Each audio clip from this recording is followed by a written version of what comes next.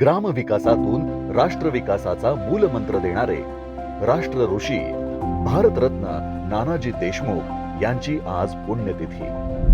लहानपणापासूनच नानाजींना समाजकार्याची फार आवड होती आणि म्हणूनच पदवीपर्यंतचं शिक्षण पूर्ण करून देखील एखाद्या चांगल्या पगाराची नोकरी न करता नानाजींनी राष्ट्रीय स्वयंसेवक संघाच्या माध्यमातून स्वतःला राष्ट्रकार्यात झोकून दिलं।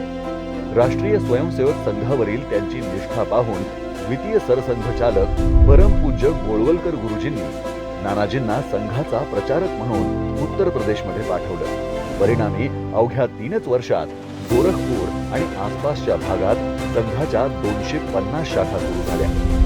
भारतीय जनसंघाच्या माध्यमातून राजकारणात सक्रिय झालेल्या नानाजींनी राजकारणाला समाजकारणाची जोड दिली।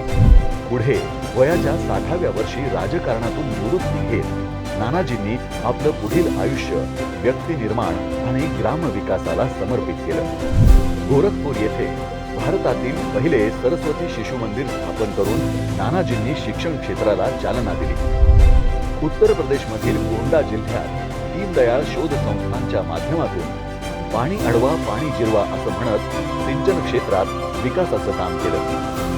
चित्रकूट येथे ग्रामविकासासाठी शिक्षण, संशोधन व आत्मनिर्भरतेला प्रोत्साहन देणारे ग्रामोदय विश्वविद्यालय हे भारतातील पहिले ग्रामीण विद्यापीठ स्थापन केले।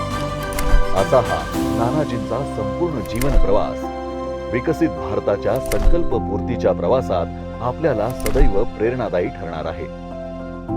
व्यक्तिनिर्माण व ग्रामविकासाचे अग्रणी आमचे प्रेरणास्थान राष्ट्र ऋषी भारतरत्न नानाजी देशमुख यांना पुण्यतिथी दिनी विनम्र अभिवादन।